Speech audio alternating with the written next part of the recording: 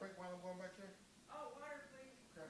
Thank you very much. Sure, Mark, a big Mountain Dew. Probably. Yeah, Adventure awaits. your boat. Ah, very good, very good.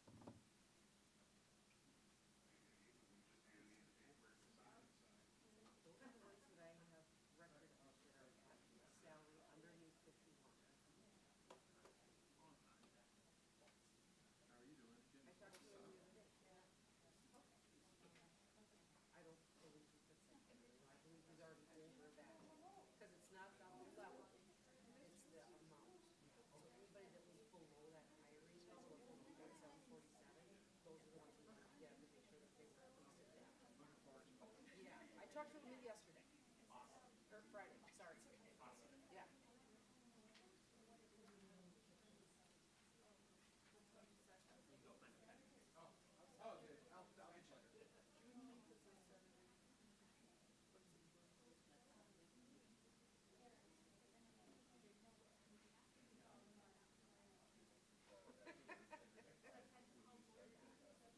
Why not?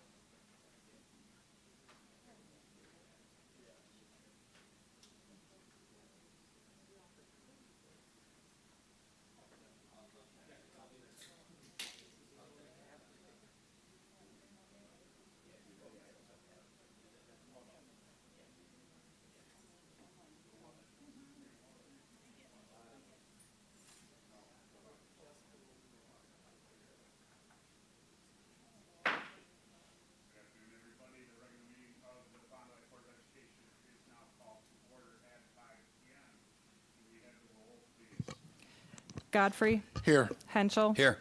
Horth here, Laverens, Here. Motor, Panow, Here. Schreider. Here, we have established a quorum. Would you please join us for a moment of reflection that will be followed by the Pledge of Allegiance?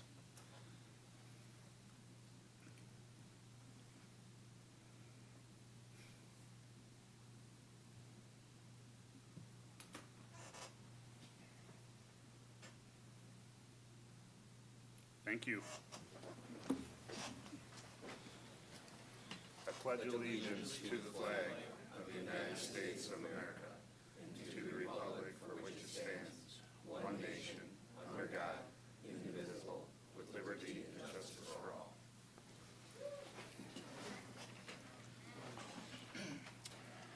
We have two announcements this evening. The first one will be the presentation of the Friend of Education Award to Holiday Automotive.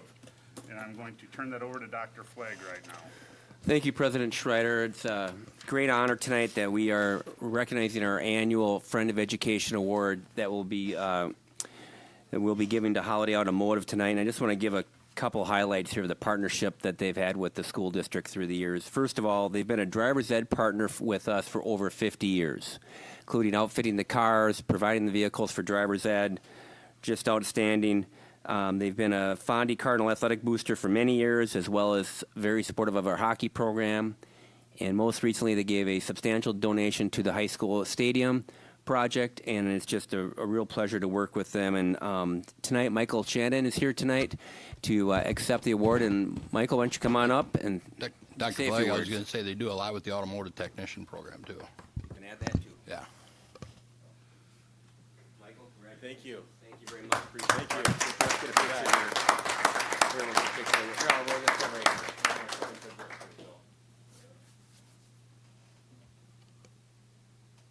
Awesome. Thank you. Thank you very much. It's up to you if you want. Yeah, so I don't have a whole lot prepared, but, we certainly like working with the school district. The most noticeable thing that I know we do is the driver's ed program. But, very important for us at Holiday to support all the schools, and that's about all I have for tonight. But thank you for the award. Very kind of you, and we'll bring her back to Holiday. Thank you. Thank you, Michael. Thanks. The second announcement for this evening is following adjournment of the regular meeting, the board will convene in a workshop to discuss the 2024-2025 preliminary budget. So we have come up to our first public comment opportunity for the evening. Please remember, for public comment, it is 5 minutes per person, 10 minutes per topic. And we will reference once again 0167.3 public comment at board meetings, reminding our participants that the presiding officer is guided by the following rules. Letter F, all statements shall be directed to the presiding officer. No person may address or question the board members individually. Letter G, the presiding officer will interrupt, warn, or terminate if the participant's statement is too lengthy, personally directed, abusive, obscene, or irrelevant. The presiding officer will request any individual to leave the meeting when that person does not observe reasonable decorum. The presiding officer will request the assistance of law enforcement officers in the removal of such disorderly person when that person's conduct interferes with the orderly progress of the meeting. And finally, the presiding officer will call for recess or an adjournment to another time when the lack of public decorum so interferes with the orderly conduct of the meeting as to warrant such action. With that being said, if you'd like to approach the board, now is the time for the first public comment session of the evening.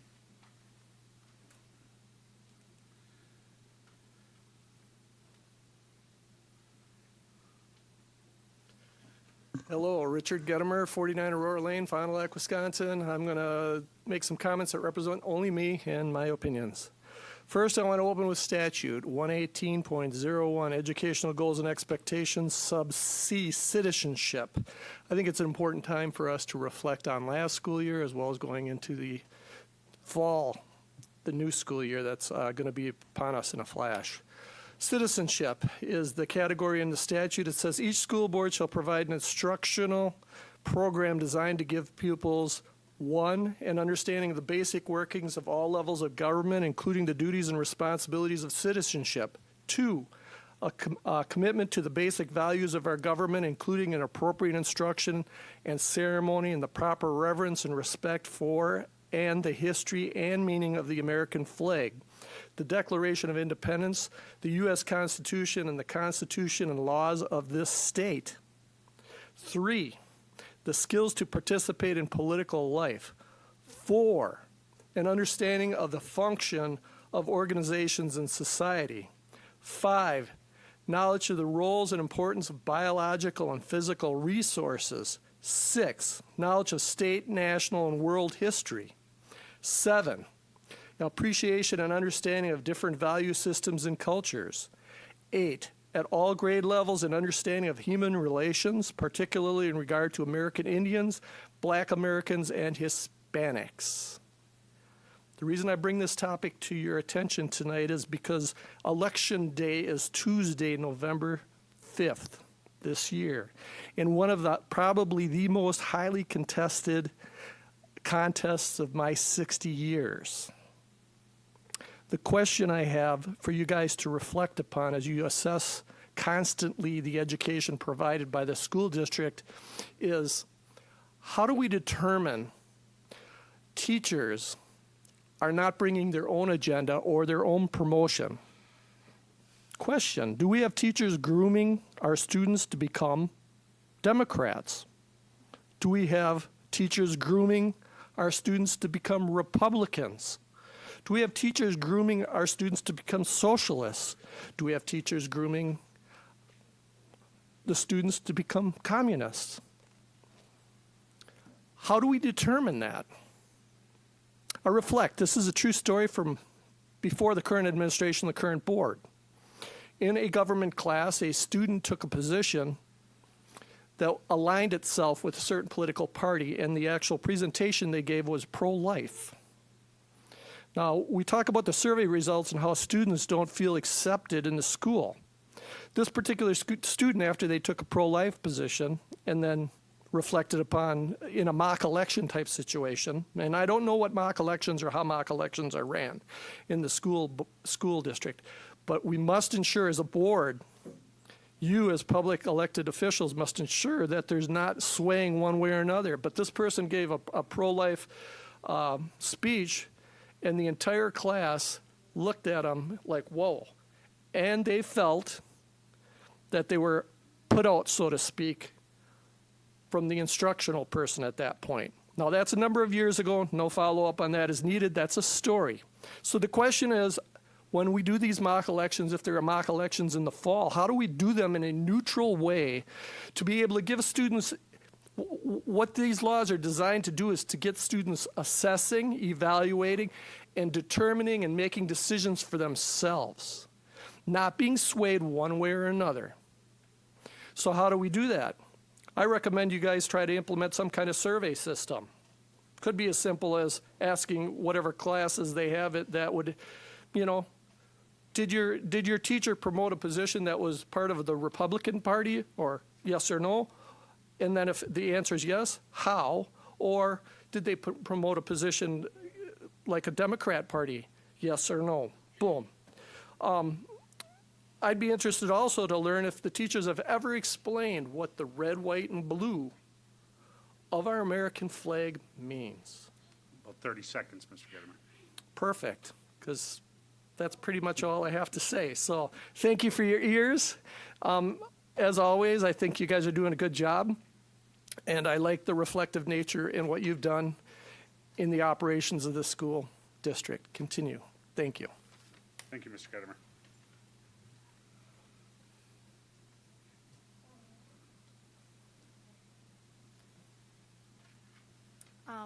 Ladies and gentlemen of the school board, thank you for the opportunity to come and speak today. Can we have your name and address first for the? My name is Elizabeth Stripmatter. And you want my mailing address? Yeah. West 4032 Fisherman's Road, Fond du Lac, Wisconsin. Thank you very much. Yes.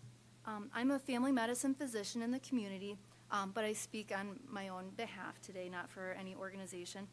And I also am a mother with 2 children in the elementary school system. I'm here today to discuss the importance of reinstating spelling bees in our elementary schools. And I know that this is a topic that has been discussed and maybe reversed recently, but it's a topic that I believe holds significant educational, cognitive, and social benefits for our Can you students. just move the mic down just a little? There, perfect. Yeah, thanks. Is that any better? Yes. Okay. First and foremost, let's consider the scientific benefits of spelling bees. Research has shown that the process of memorizing information, such as spelling words, leads to improved memory and cognitive development. When students engage in the practice of learning and recalling words, that stimulates neural growth and strengthens brain connections. This kind of mental exercise not only enhances memory, but also improves overall brain function, making students better learners in all areas. The educational impact of spelling bees is profound. By learning roots, prefixes, suffixes of words, students can significantly expand their vocabulary. This is something that is tested on the iReady test currently. When I asked my daughter about it, she said that she did not receive any education on it from the teacher this year. I know the curriculum is changing for this coming school year. But this deepened understanding of language, especially with the Scripps program that is available, components allows students to grasp the meanings of new words more easily, potentially doubling or tripling their vocabulary over time. A rich vocabulary is a cornerstone of effective communication, comprehension, and these are skills that are invaluable not only during their schooling, but also throughout their entire lives. Furthermore, a strong vocabulary directly correlates with improved reading and writing abilities, which in turn lead to higher scores on standardized tests and function in their tasks. This not only benefits the individual student in the classroom, but also enhances the overall academic standing of our Fond du Lac School District. Beyond these cognitive and educational advantages, spelling bees offer substantial social benefits. And these competitions provide a platform for students to interact with their peers beyond their usual social circles, fostering a sense of community and building new friendships. At the district and state levels, students can meet others who share their interest, build networks that can support their academic and personal growth. And in a time of excessive screen use in our children, our students need more, not less, in-person interactions. Participation in spelling bees also builds confidence and resilience. Standing in front of an audience spelling challenging words is no small feat. And doing so successfully can build tremendous confidence. Moreover, students learn valuable life lessons of winning and losing gracefully. These are experiences that teach students that effort and perseverance are important, regardless of the outcome, and help them to develop a healthy attitude towards competition. In conclusion, reinstating spelling bees in our elementary schools can yield numerous benefits: enhanced cognitive abilities, expanded vocabularies, improved academics performance, and invaluable social skills. And these benefits will not only support our students in their educational journeys, but will also lay the foundation for future endeavors. By fostering a love of words and learning, we're investing in the intellectual and personal growth of our young scholars. And I would add, we do have many sporting activities, and we know that not all students excel at sports, but we would never have a discussion about eliminating a sport because some students feel bad because they can't participate. So I would like to have an equal opportunity for academic endeavors to be available to students who are interested. Thanks so much for your time and consideration, and I urge you in your discussions going forward in future school years to support continued spelling bees. Thanks so much. Thank you very much.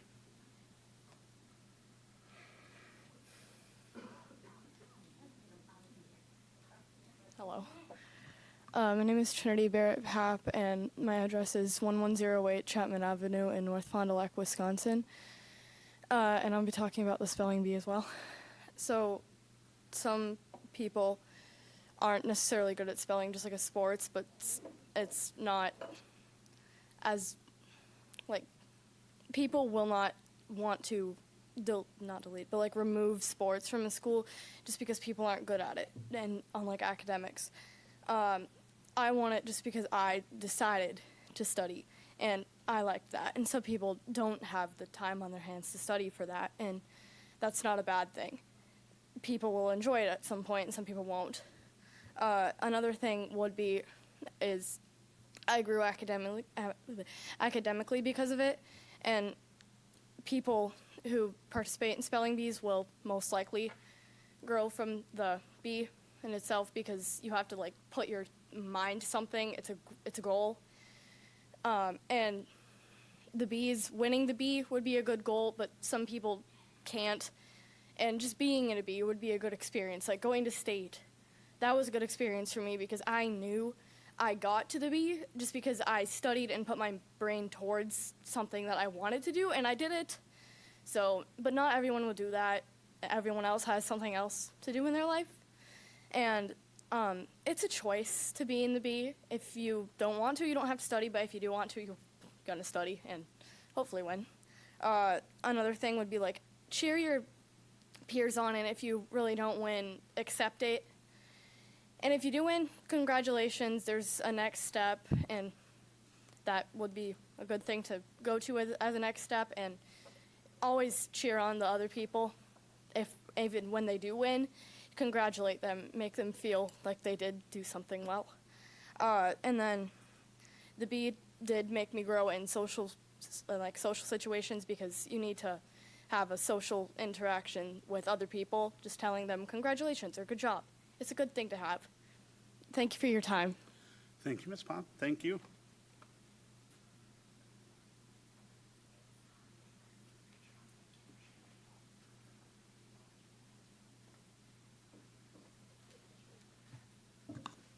My name is Candace Acosta, 594 East Pioneer Road, apartment number 3. This is Nathan Love. He's a student at Waters Elementary. I'm pretty much here really on his behalf. He is a special education student. He has autism and language barriers.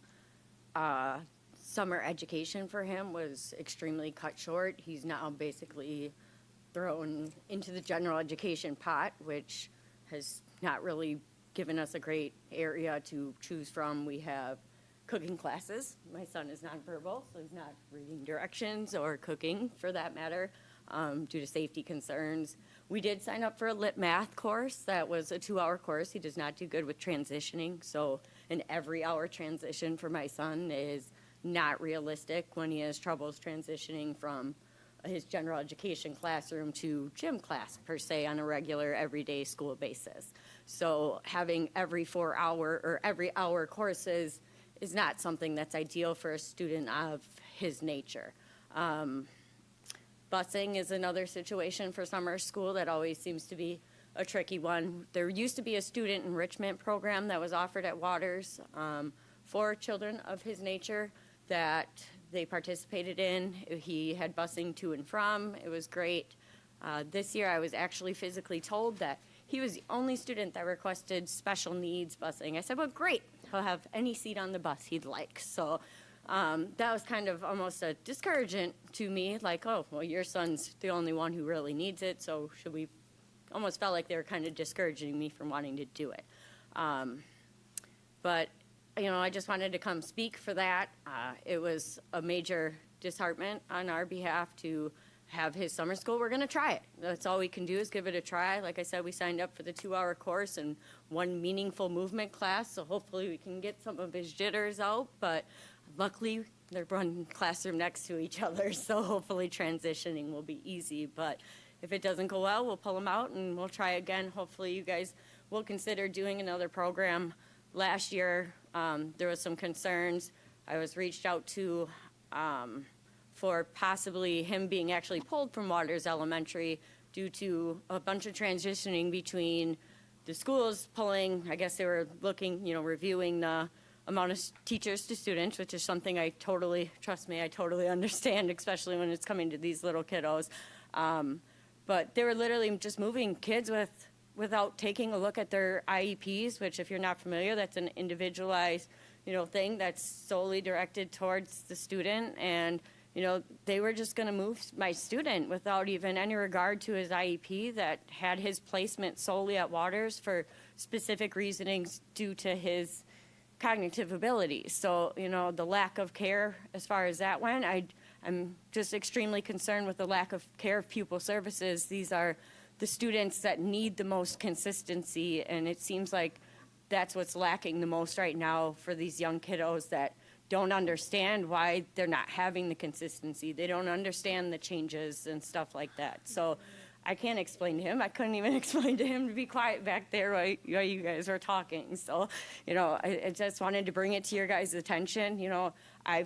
I haven't heard too many people in his nature that are actually signed up for summer school. So I'm kind of curious. I'm going to ask around some more and kind of dig a little bit more into it. So you've never seen my face, but I have a feeling you might see my face a little bit more going forward. But I'm a huge advocate for my son, and I will continue to push for him. So I'm hoping Jason, the new intern, directs a lot of changes to the students coming up in the future with his new endeavors here at the school district. And that's all for me tonight. So you guys have a good night. Thank you. Thank you, Ms. Costa.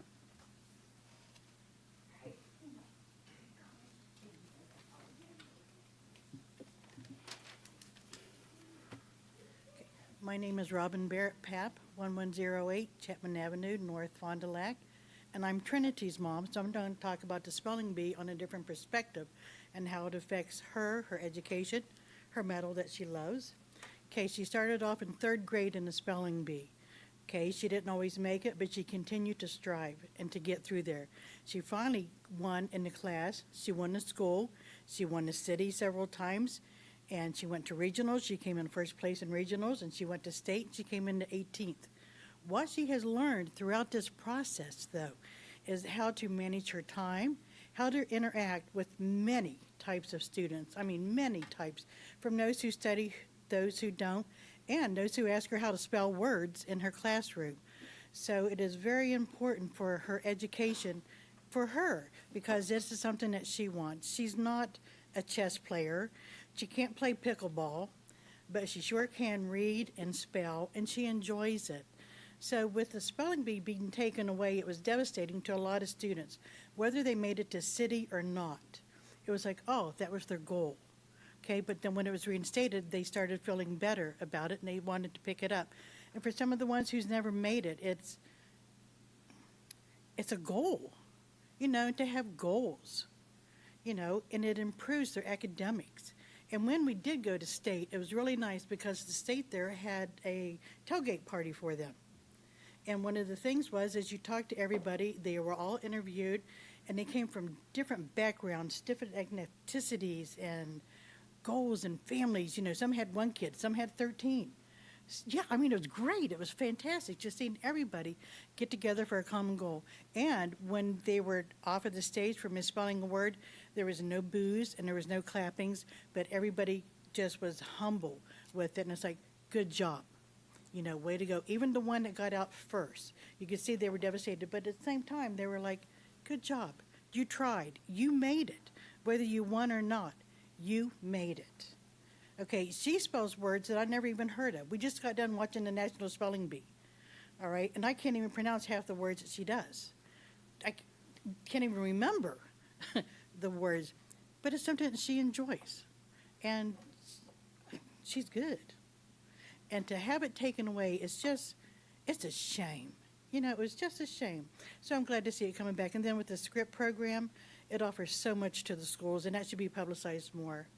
It's a great resource for the teachers as well. And I hope you really take in consideration to continue it. And not everybody is sports related. They're academic, and it is an educational benefit firsthand, I can tell you. If you want to talk to me afterwards, I'll give you examples. Thank you. Thank you very much.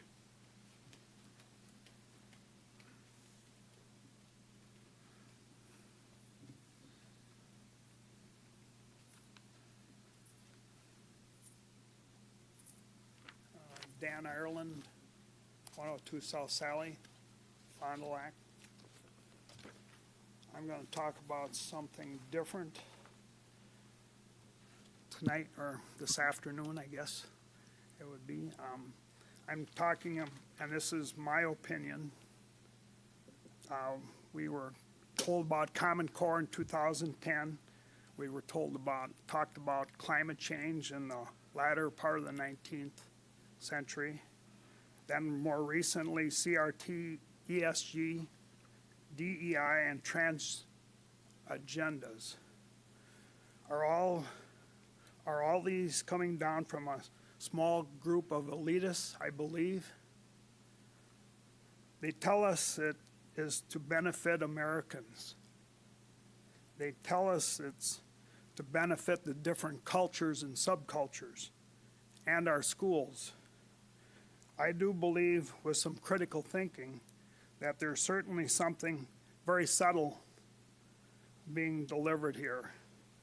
A manifestation that will truly benefit a small group of Americans of which we are not a part of. It also manifests itself in the news media that we see every day. Now, you certainly can disagree with these remarks if you choose. I may suggest you do your own research. See what you deliberate and you come to. In your own time, make your own assessments and conclusions. It may also benefit our students, our children, our grandchildren, to do their own research on these subjects so they can come to their own conclusions. And that's what I have, short and sweet. Thank you, Mr. Ireland. Yep.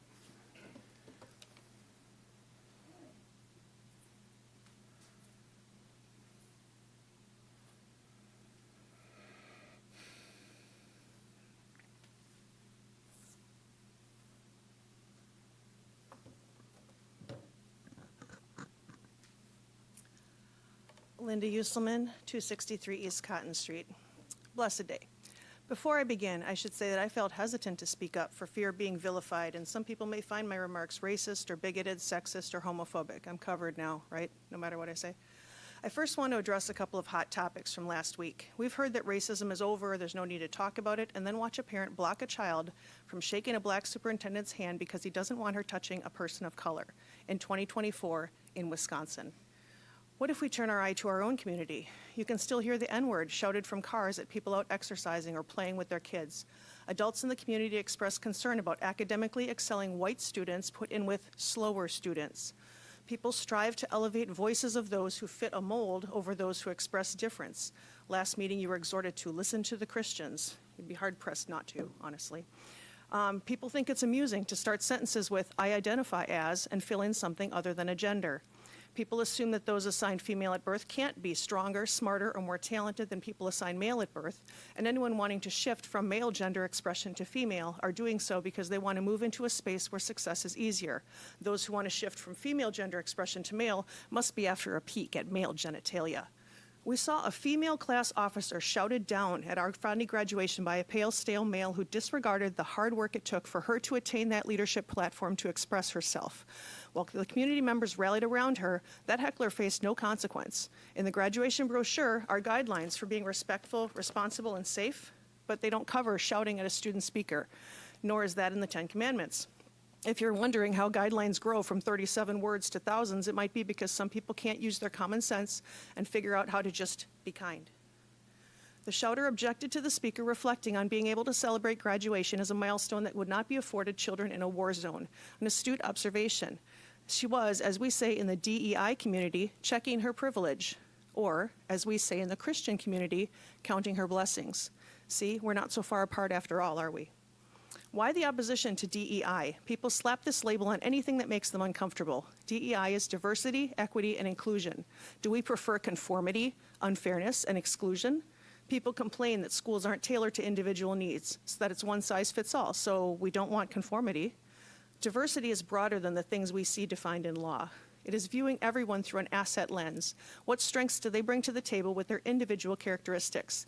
In public education, all are welcome, no matter their family arrangement, income, politics, religion, ability. The founders realized that a great way to strengthen our society is for kids to sit shoulder to shoulder in classrooms with those they might never otherwise meet, to learn to see one another as people, and not a tired stereotype or a boogeyman based in information. Equity. We all want things to be fair. It takes maturity to look beyond ourselves to what is fair for all. When someone starts life with extra obstacles, why not help them move past those to become an equally productive citizen? Measuring growth alongside achievement is measuring our efforts to make up ground for those who started behind the blocks, to use a track reference. Inclusion. First, they came for the fill in the blank. Trans people, immigrants, unions, Marxists, atheists, Jews, and I spoke up because I know the rest of this poem. When we talk about wanting students to understand history, include this. When someone hands us a scary subgroup to hate on, it's never a precursor to anything good. Well, actually, we should listen to the Christians. What would Jesus do? He spent his time with those shunned, showing us that all are welcome in his circle, at his table. Again, not so far apart, are we? And speaking of studying history, why not discrimination and racism? Hot tip, if studying this makes you feel uncomfortable or guilty, maybe identify with those who are fighting against it, rather than the oppressors. White people have always had a choice. You don't have to make yourself the victim here. Likewise, when dealing with addressing people, no one is being persecuted for unintentionally misgendering people. Oops, sorry, correction, done. Persistent misgendering is bullying. That's no more acceptable than calling it as you see it about someone's weight, height, complexion, physical or mental abilities, or anything else that we all know is wrong to point out. Political correctness and DEI are really just require us to put ourselves in others' shoes and be kind. Or in other words, as I have loved you, so you must love one another, and love your neighbor as yourself. We're really not that far apart. As we move through this month, let's also reflect about rainbows. One of my favorite left-handers wrote and sang, "Why are there so many songs about rainbows?" P.S. If someone else's song choice bothers you, decenter yourself. Sometimes it's not about you. Rainbows are intriguing. They signify the end of the storm, the promise of something better in nature and in some faith traditions. Scientifically, is something that appears to be uniform. White light is actually a range of wavelengths that we perceive as multiple colors, along with many more wavelengths that are beyond our perception. What a fitting metaphor for our society and our understanding of it. With the right prism, we can be open to the subtleties and variations that create beauty and fullness in our world and are to be celebrated. Under his eye. Thank you, Ms. Hutchinson.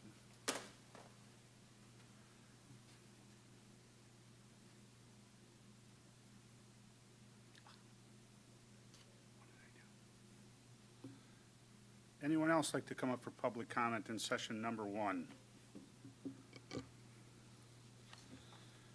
Seeing none, we will now move on to our consent agenda. I move the Board of Education approve the consent agenda as follows: May 20th, 2024, special meeting and executive session minutes, May 28th, 2024, regular meeting and workshop minutes, personnel recommendations, retirement resignations, and new hires, and bi-monthly financial statement. Second. We have a motion by Mr. Henschel, seconded by Mr. Godfrey. Can we have the roll call, please? Godfrey. Yes. Henschel. Yes. Horth, yes. Lavrens. Yes. Motor. Yes. Panow. Yes. Schreider. Yes. That motion carries 7-0. We will now move on to our individually considered resolutions. Chief of Finance and Operations.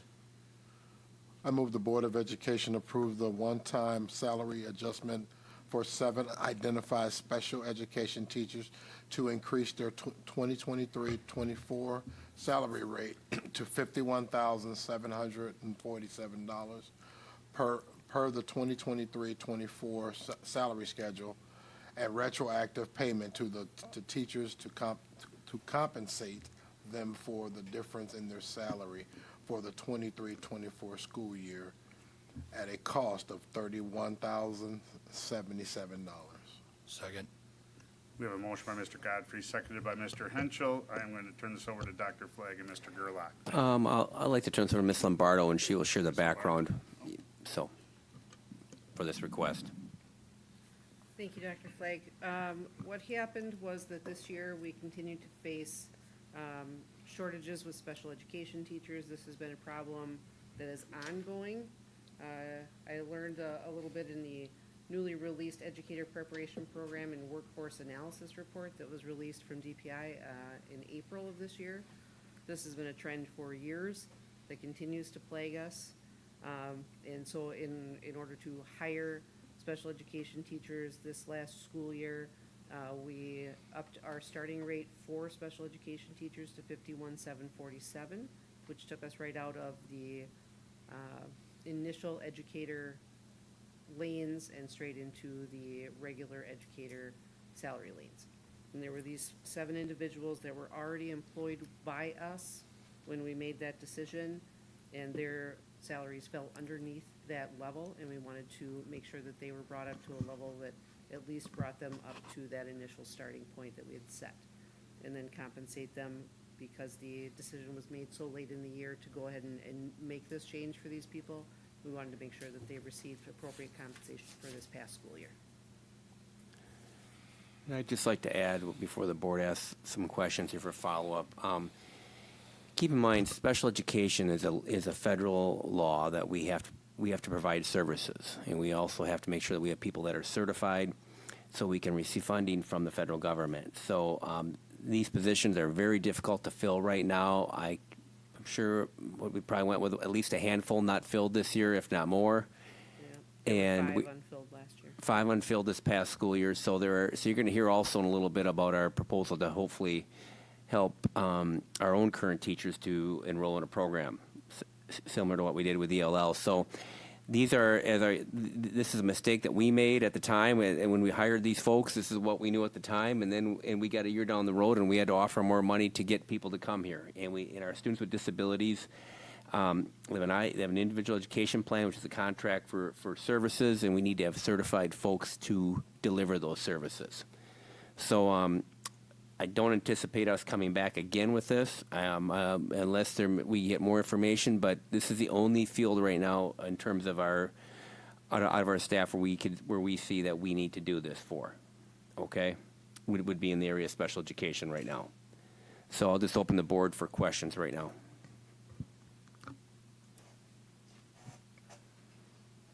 Questions at all? Katie, no questions? All right. Any other roll call? I was just going to.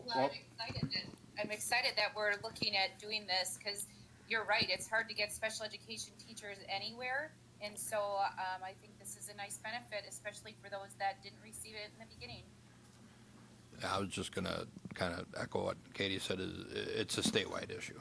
I mean, every school district is struggling with the same. We're all fighting for the same people. And if we have to do what's best for our kids, unfortunately, it's probably at the sacrifice of another school district that's going to lose one. But yeah, we have to take what's best for our kids, and if this is what it takes to fill those positions, we have to do it. Well, and I agree. I think it's looking also at the adjustment that was made last year and making that, like Mrs. Lombardo said, it was awful late in the planning process to not be able to do that and to be able to take care of the people that we currently have to be able to bring up is a huge acknowledgement that what we're doing is trending the right way, but we want to keep those people. So, all right, go and call the roll. Henschel. Yes. Horth, yes. Laverens. Yes. Motor. Yes. Pinau. Yes. Godfrey. Yes. Schreider. Yes, motion carries 7-0. Next up, we will consider the approval of a tuition program for hard-to-hire positions that require additional licensure. I move that the Board of Education approve a tuition program to enable current teachers to earn additional licenses and be able to apply and work in positions for which it is difficult to find enough and/or quality applicants. Second. We have a motion by Mr. Henschel, seconded by Mr. Godfrey. Dr. Flagg, do you want to start on this? Yes, I will. I'll turn it over to Ms. Lombardo and Mr. Gahan, who are here this evening to talk about this tuition program. We encountered a similar situation the year before, where we could not find enough qualified EL teachers to service the children that we had in our district. We find ourselves in a similar situation with special education with the 5 unfilled positions from last year. We worry about filling the positions that we currently have open. We currently have about 8 positions that are unfilled and few applicants for those. Sometimes the applicants that we get are not very qualified either. And so we thought another good solution to try to bring some people in that we know are qualified and are good, strong teachers that will make impact on our special education program would be what's often called a grow your own program.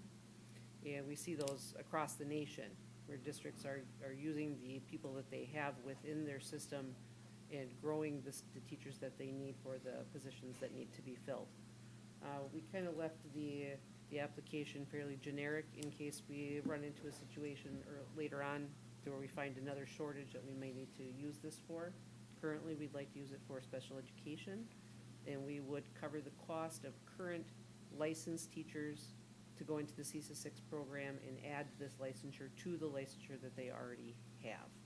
And that would enable them to get the training that they need to be able to pursue a position in special education, if that's the way that they would like to go, and would give us some choices from some really qualified teachers that we currently already have in our pool. Is there anything you'd like to add to that? I'll just add as one additional consideration as we try to problem solve our shortage. It's something that is a pretty common practice in districts around the state in an effort to put our most highly skilled and qualified individuals in front of students who need them the most. This is similar to our ELL, our approach to hiring ELL teachers, which we put into play a little over a year ago, I believe. And so we're just, and we're fortunate that CESA 6 just up the road here has a very affordable program for our staff that are already licensed teachers, and we believe it's worth a shot to at least try.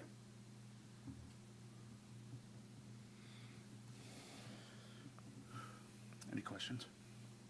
No, I just want, Just appreciate the out of the box thinking to get more special education teachers. I just want to encourage, any of our current ones out there to take a look at it. You could be very impactful to a lot of kids and be very beneficial and helpful to the school district as well. So, Well, once again, it takes an understanding of what you need and what you need to do in order to get it. I mean, I think the struggles that we've had in hiring this, and like we've talked about at a statewide level, is you sometimes have to think outside the box on what you're going to do to be able to bring in those highly skilled individuals. And if we currently have them in the district and we can push them forward, that's even better for our current teachers, it's better for our students, and it's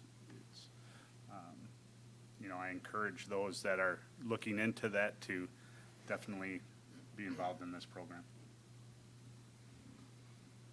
I mean, just at a glance, it looks a lot like the continuing education things that I've run into in any job I've had. Try and skill up your people. Yeah. So, just seems like a good idea. Can we call the roll, please? Horth, yes. Laverns. Yes. Motor. Yes, she said yes. I read her lips. Yes. Panow. Yes. Godfrey. Yes. Henschel. yes. Schreider. Yes. Motion carries 7-0. Katie's voice changed there for a second. Next, we're going to go on to Board Administrator reports. Chief of Finance Operation reports, the technology reports. Mr. Paul Hermes has a technology report here for us on the board.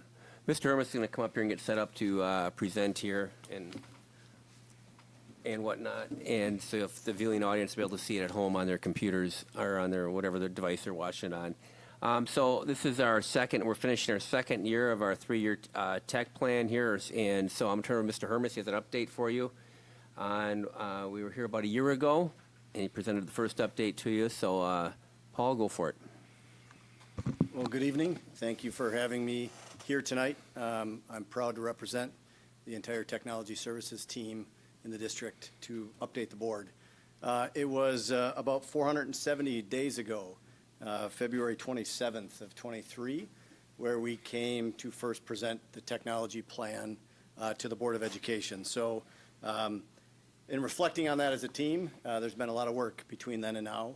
And I just want to take a few minutes just to update you on where we stand with our technology plan as a school district. Before I get into specifics, I just wanted you to be aware of other work that have been done as a technology services department beyond the specific tech plan. And just for phraseology reasons, tech plan, I'm talking about classroom technology. So obviously there's a lot of other things in our domain that goes beyond just the classroom. What you see listed on the screen in front of you are just some of those important projects that we've completed in the last basically a year. There were still some Phase 3 referendum network work that had to be completed. That was largely due to global supply chain shortages. We were waiting for some equipment. Those have been put in and completed.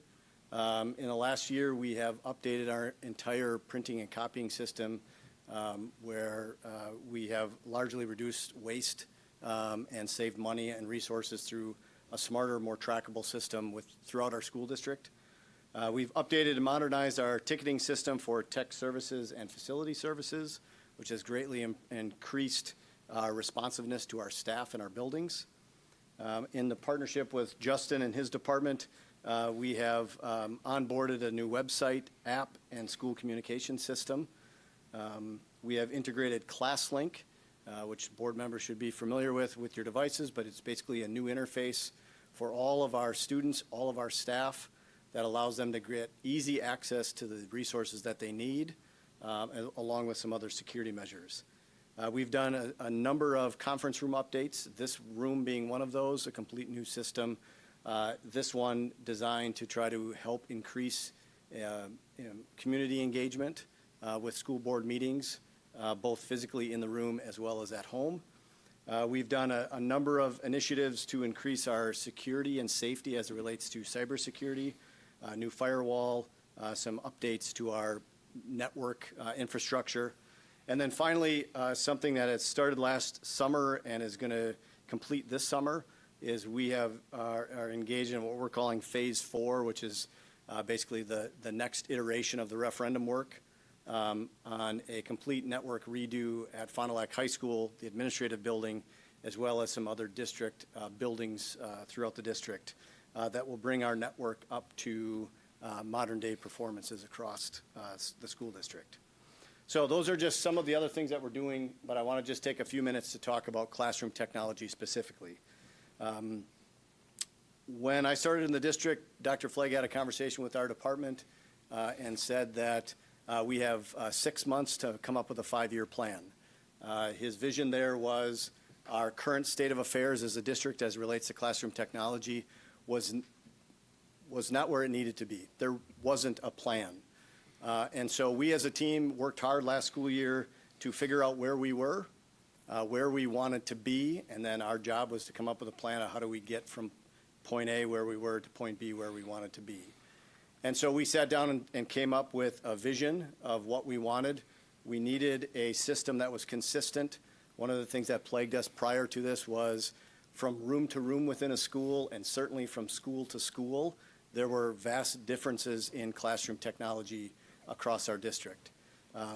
Along that same line, there was inequities from school to school. Students' experiences in our schools were different, which not only is problematic from a system perspective, but is also problematic from an ethics perspective. We needed a system that was reliable. We had to have something that worked for our kids and worked for our staff on a regular basis. Related to that is sustainability. We also had to have a plan that we could keep going year after year, not just what money we had now to buy, but something that we can rely on year to year. And then finally, if we can do those four things, then we can start getting to the point where technology can start changing engagement levels, can start changing outcomes on student learning, can start accelerating student learning. So we came up with a model of what we wanted to see in our classrooms in the Fond du Lac School District, and then our plan devised how to get there. So I don't need to get through all the details. We've done this once before, but what you see on the screen is basically what our model classroom is as a school district, and we have begun the phases, which I will go through briefly in a second, to implement that in all of our classrooms.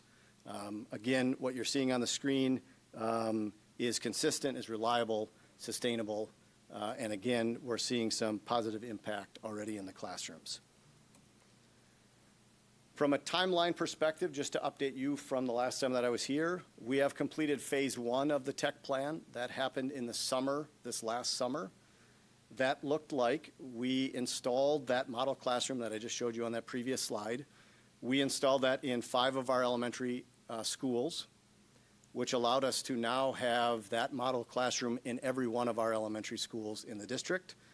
We also switched devices for staff, moving from MacBooks to Chromebooks, the ones that you're using now. We also invested in student device replacements, right? Student devices that are used in schools also had to be set on some sort of schedule and replacement. So that work was done last year for the start of this school year. This summer, that progression will continue. That model classroom physical install will happen at the remaining 4 elementary schools and STEM Academy this summer. That's scheduled to start just after the 4th of July. By doing that, it'll allow us to literally wheel up our interactive panels from our elementary schools to our middle schools, meaning by the end of the summer, we'll be able to have a high-def interactive panel in every one of our classrooms, 4K8, by the end of the summer. We just had a big event here at the district office Friday, where we invited all of our elementary and all of our middle schools teachers here, and specifically for our middle schools staff, we replaced their devices, so they now have an updated device to begin to use. We will be investing again in student devices in grades 4, 5, 6, and 9. And that should also allow us to provide new devices for our instructional assistants as well as subs in our buildings, a previous thing that we couldn't have had. So that's this summer's work, and then just thinking forward, the plan will continue, right? The build forward would be as in the next summer would be as when we would do this at the middle school level and replace devices for the high school staff. It would allow us to have those interactive panels at our high school as well, so within the course of 3 years. As well as the final student device investment. And then progressing forward to the summer of '26 is when we would complete that install at the high school, as well as device replacement for the rest of us, administrative staff and so on. And so just a highlight of some of the work that's been done, some of the work that's coming up. And I wanted just to share with you some preliminary results. So this is survey feedback from our Phase 1 schools. We asked our teachers, we wanted to make sure that what we sought out to do, that vision statement, are we starting to see, is it working for what we had hoped? And so the statistics you'll see on the screen are just some of the feedback from those schools. Over 3/4 of our teachers have said the ViewSonic board that we've installed has improved instruction. The additional computer, the Chromebox in classrooms has allowed for greater flexibility. The device switch that we made has proven to be highly effective by our teachers, as well as our choice to install these devices in classrooms have allowed our students to interact with them on a more consistent basis. So we're really excited about the initial results that we've been seeing from our tech plan. Think like we're on the right direction for where we're going, and we're excited. We know there's a lot of work yet to come, but we appreciate the school board investing and believing in the plan. And at this time, if you have any questions, I'd love to answer them for you. What's the balance box mount? Balance box mount, it's a brand of a mount, but basically prior to this year, all of our ViewSonic boards, which is a big TV that's interactive, Yep. are on carts. Yep. The problem with that is the carts are designed to be at adult height. Okay. So a balance box mount allows us to mount the ViewSonic, and it's awesome to see in elementary classrooms. With a slight pressure, the teacher can lower the board down 18 inches, and you can see little kindergartners with the board right in front of them and interacting with them. So that's the mount versus the cart model. Different than the big square TVs on carts that I grew up with. Well, correct. They were a lot heavier back Strapped then, too, down. right? So mine isn't necessarily a question, just a couple of comments, Paul. It's hard to believe that was 470 days ago Yeah. that we talked about this originally, about coming up with the plan, and I know there was an urgency within the board at that time to have that actual plan to be able to improve what we are doing in our schools and what we're providing for our students and our teachers. I think these results is you could see a culmination somewhat of that, even in just being through Phase 1 and with Phase 2 coming up. I'll be honest with you, in a couple of my visits over the course of the last few weeks, whether it was Acuity or whether it was Woodworth or a couple of schools, this department and this plan has gotten rave reviews when we've talked with the teachers and the principals about having this plan and the things that they are getting access to that they may not have had access before. And it definitely shows a willingness to partner together. And if we're going to become a best-in-class district, we need best-in-class things as well. And it can't just be on the teachers to be able to do that. So thank you for all your work, for you and your department. What you've done with this plan has been awesome. And looking forward to when it's completed and having everybody on that playing field, that it's going to be a sight to see. So thank you. You're welcome. I just wanted to add, we're doing data-driven instruction, and to be able to look at data, drive that instruction, that's giving them the resources for them to do that. And it's critical for our kids to have that access. And yeah, I've heard the same thing from teachers and administration, or from different buildings. It's amazing where we've come from as far as technology and what you've done in the last couple of years. I do believe we did a 3-year, 5-year, 10-year, right? Correct. You know, and how does that, as we check into that third year, everything else is still, or are we making some adjustments or fluid, or what's that longer vision look like, Paul? Yeah, good question. So even already, right, like our device plan for elementary staff is different from middle school because, as you guys know, technology changes on a regular basis. The good news is we have the plan in place to know when we've got to make those considerations, even if the specifics of what it is changes. I mean, obviously I can't make these promises, but based on how technology rolls, the size of the screens that we're looking at right now in 2 years, they probably will get bigger and they will be cheaper because that's kind of how it's going. But what feels good is that we've got a plan in place to know when we need to consider those things, whatever they may be at the time.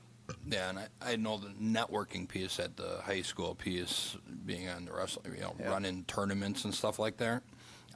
Outside people have come in to help run different organizations, tournaments. Have you even commented about how much better the networking, and I don't know, it sounds like you did a lot of things behind the scenes. I'm not a techie guy. To make it run smoother, quicker, and just, we were crashing systems like crazy in the past, and we haven't done that the last few years. So Yeah, that's well, been and great. this summer in particular at the high school, there will literally be miles of cable ran to bring our system throughout that building up to speed. Nice. One, I think the greatest thing you just said, without saying the exact words I'm going to say, is so many times you get caught in having to fix something because you have to react to it. You just said as part of these plans, and you're even looking for it now, you're being more visionary than reactionary. And when you can do that and you can anticipate, it makes it a whole lot easier to get the things that you need instead of just trying to put a Band-Aid on something over and over and over and over again. So that's great to hear that you and your department are being those visionaries instead of just reacting to what's present time. Certainly feels better to be on the other end of that, certainly. Any other questions, thoughts, comments for Mr. Hermes? Dr. Flagg?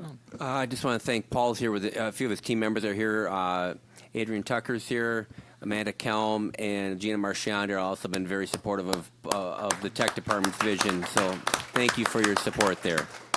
Paul's done an exceptional job of executing the plan, and just want to say thank you for a great job. I know the staff really enjoyed the PD last Friday. I heard a lot of great things. So a little bit of good news for us all tonight too, which is always nice. So well done.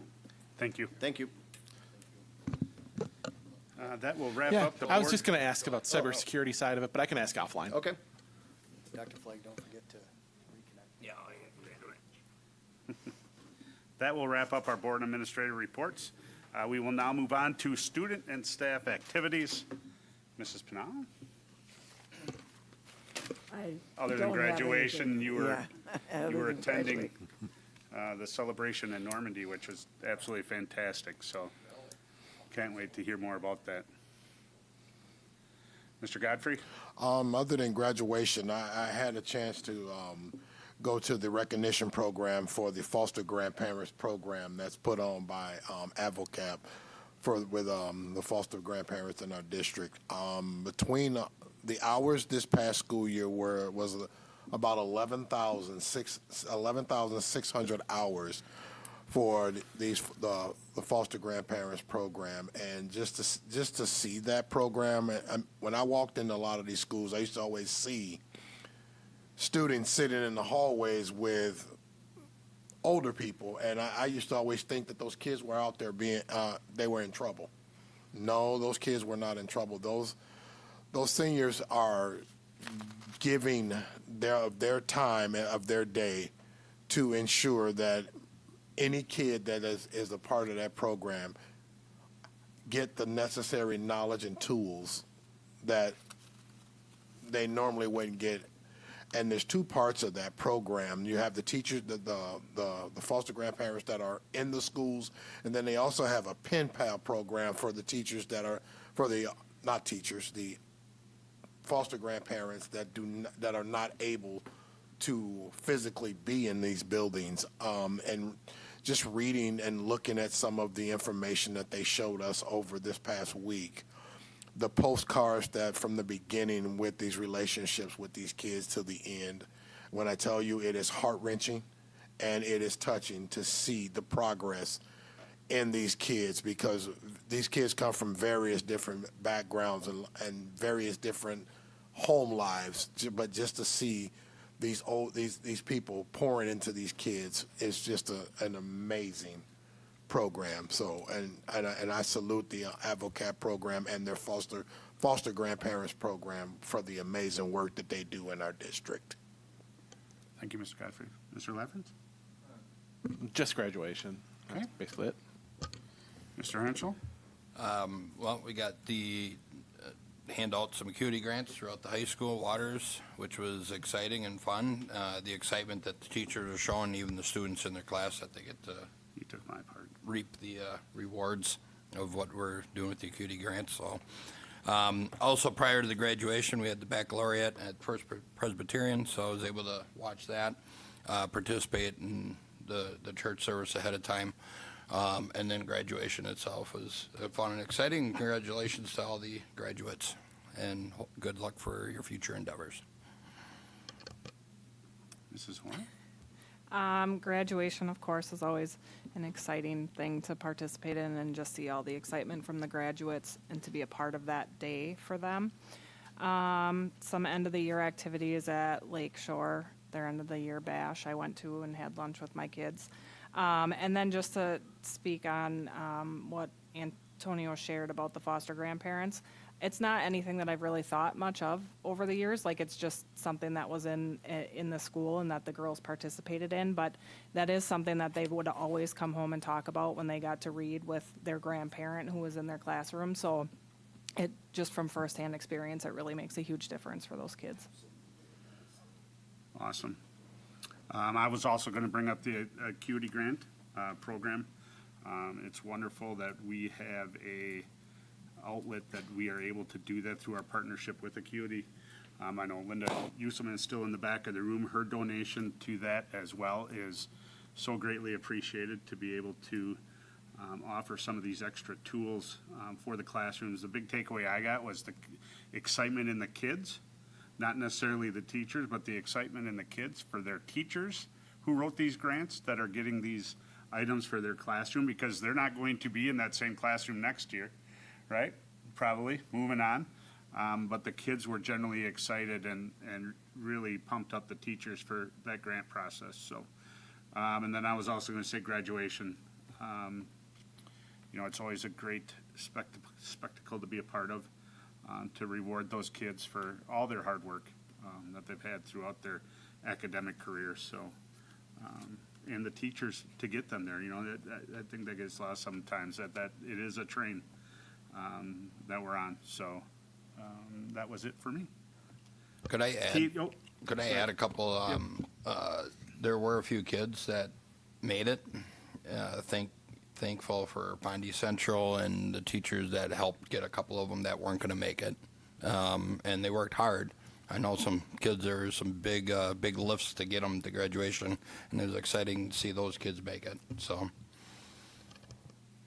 Mrs. Motor, Hello. I didn't see you standing there.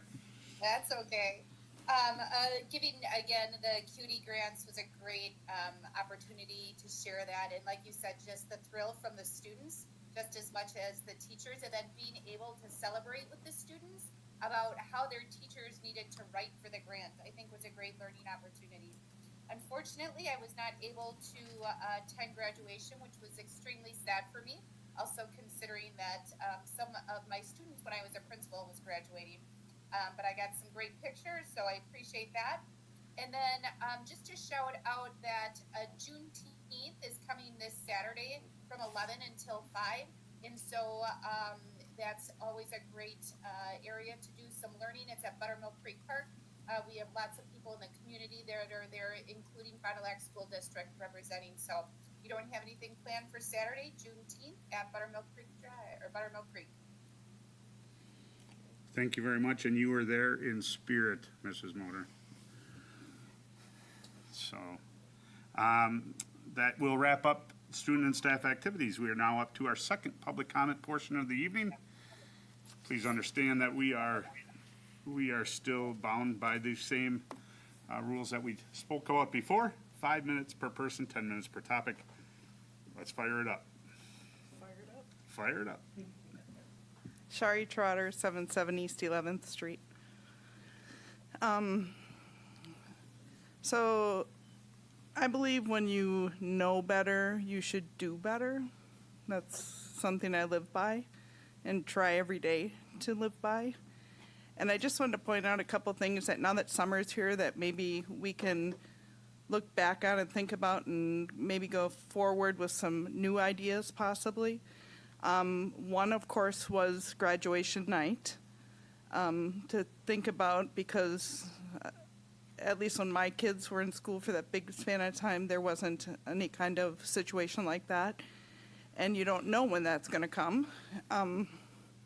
So I just think that that should be looked at, and I'm sure it has been talked about, but I'm just bringing it up again to make sure that that's something to be looked at now that, do better, now that we know.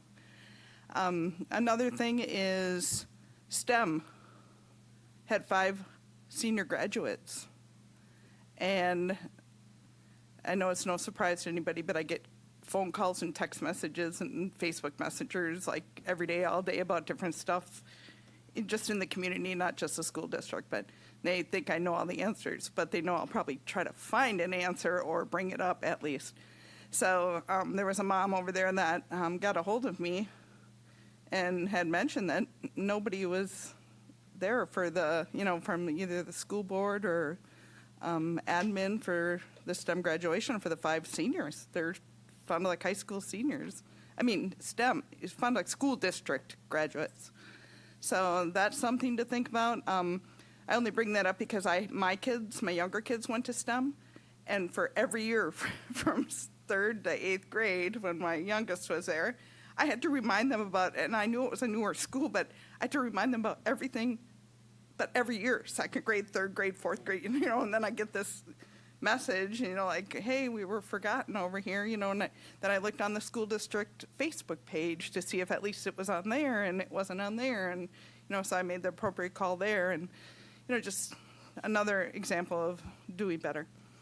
And then, of course, state track meet was awesome. I know we sent them off last week, meeting with good luck, so that was great. And I just wanted to make one comment about the different things that kids, another one, band. I've already got a hold of the band director, too, with all the stuff about those awesome statistics with the GPA and stuff like that. And I reached out and I asked him, how many black and brown kids are in the band. And he said, they don't keep that data, but he could, get it for me quickly if I needed. And I said, actually, I want to know what the data is from when you can start in 5th grade to a senior, per building. Where are we seeing the drop off? How can we do better with that? Because, band doesn't have that many black and brown people when they get to the high school. So that was one other thing. And then for athletics, when we were talking about the spelling bee and, different things that kids can do to participate in school. You know, there's so many different things to keep kids in school, and that's a great thing. I just wanted to make a comment that sometimes the athletes aren't noticed as much as people think they are, you know, when you talk about sports. And I'm using a personal example that 3 of my daughters from the high school broke 5 track and field records. And it was 20-plus-year-old records, each of them, as they went.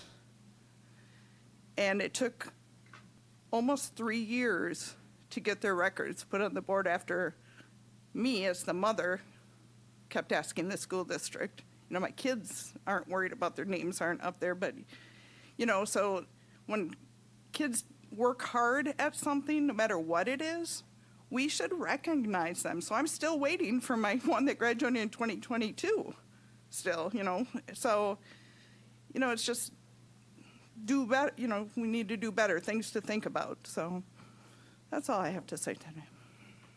Thank you, Ms. Trotter.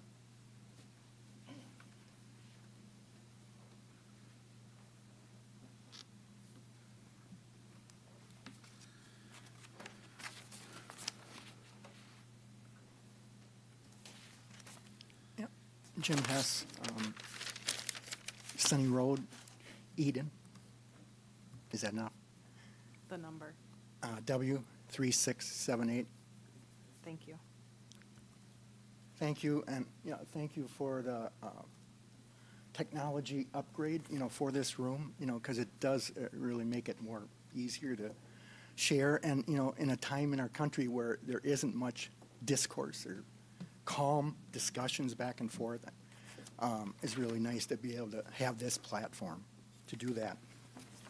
The Wisconsin Department of Public Instruction, June 5th, changed terminology used to describe performance levels on required standardized assessments. It used to be the lowest grade was an F and stood for failure, which meant not accomplishing an aim. In 2014, it was updated to below basic, and then June 5th changed to the word developing. The definition of the word developing is growing and becoming more mature and advanced. That's nearly the opposite of the word failure. Failure does not equal developing. The reason every one of us at one time or another fails in life.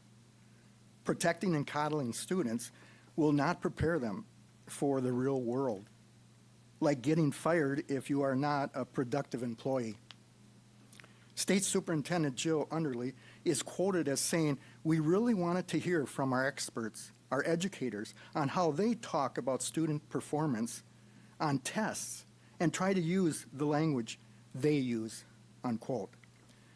The updating of terms by experts and educators are not based on reality and go against the facts. The truth is, failing at something makes a person mature, and through hard work will eventually lead to success.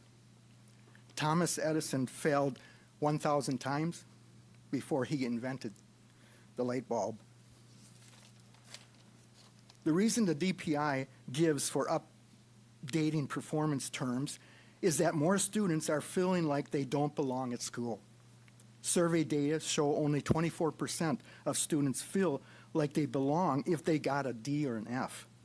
The new performance terms improve feelings of encouragement and motivation. But will these update performance terms improve students' academic skills? The official news release by Wisconsin DPI is laughable. They say, quote, "DPI focuses on growth-based mindset in updated student performance descriptors," unquote. DPI is promoting the idea that if they change the mindset terminology, somehow students will magically do better academically. As school board members, I hope you will not come to the same erroneous conclusions. Please ask questions and push back against these changes. Could it be, how much time do I get? Minute and a half. Oh, could it be that the real reason public schools have once again changed the terms is to hide the fact that kids are failing at unprecedented levels? Thank you. Thank you, Mr. Hess.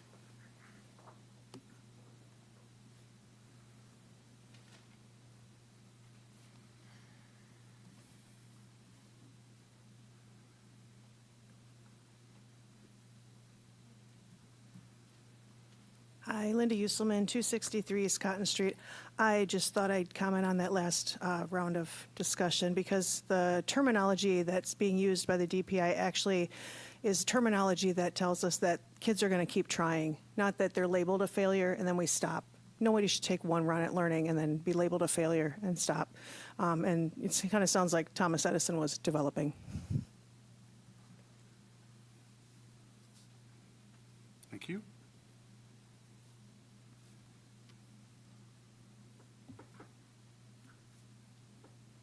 Any other public comment at all? Seeing none, we'll move on to other appropriate matters. Anyone? I just have one thing, and this is, as we talked about graduation, I was going to include this on the student and staff activities, but I did not. As we talk about graduation, I want to give a huge shout out to those people that work behind the scenes, that put graduation on. You know, whether it be the graduation committee, whether it be the custodial staff, whether it be, that is a huge undertaking for that evening when you have 2,000 people in one place, with setup and keeping everybody organized and getting them where they need to go on time and controlling me. It's a huge deal. So I want to give a huge shout out to all of those involved in putting on the graduation year after year. You know, can be an awful thankless job until something goes wrong and somebody wants to know why. So you're greatly appreciated for all that you do. So thank you. All right, that moves us to Move the Board of Education adjourn to a workshop to discuss the 2024-25 preliminary budget. Second. We have a motion by Mr. Godfrey, seconded by Mr. Henschel for adjournment. Can we call the roll, please? Lavrens, Yes. Motor, Yes. Panow, Yes. Godfrey, Yes. Henschel, Yes. Horth, yes, Schreider. Yes, the regular meeting is adjourned at 6:17 PM. We will be back in the workshop at 6:40 PM. 6:35 PM, excuse me.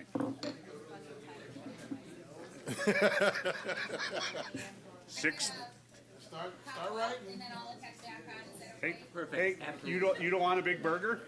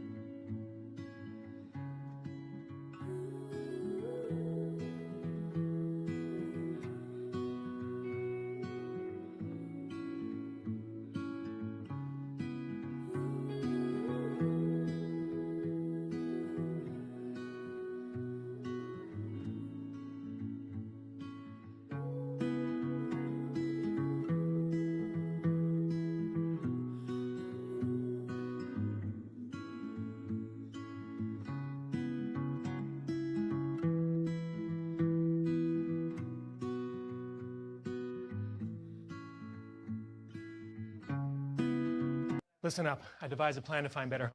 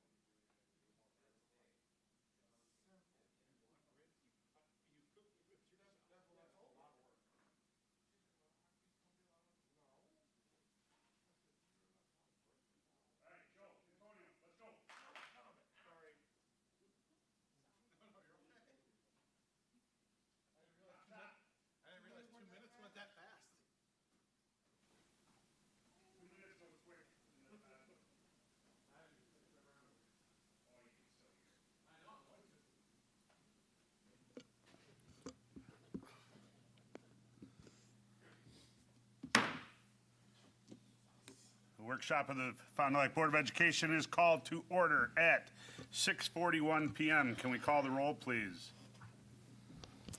Godfrey. Here. Henschel. Here. Horth here. Lavrens. Here. Motor. Here. Panau. Here. Schreider. Here, we all came back from dinner. Goodness. So, topic of today's workshop is the discussion on the 2024-2025 preliminary budget. I will turn this over to the Chief of Finance and Operations, Mr. Michael Gerlach, as he discusses the budget process and procedures and numbers and everything else. Thank you, Mr. Schreider. Yeah, before you, we're in the workshop phase of with the 24-25 preliminary budget. Just for your reference, as well as anyone viewing, a school district year or our budget fiscal year runs from July 1st to June 30th. So the primary reason that we're presenting a preliminary budget this evening for review and any discussion is to have the authority to run the district fiscally until the budget is finalized, which won't be until the end of October, when all the other various formula factors that go into the state funding of public schools are known. Things like enrollment and student count and property valuation and state aid, and that go all the way through the end of October to get to a final tax levy.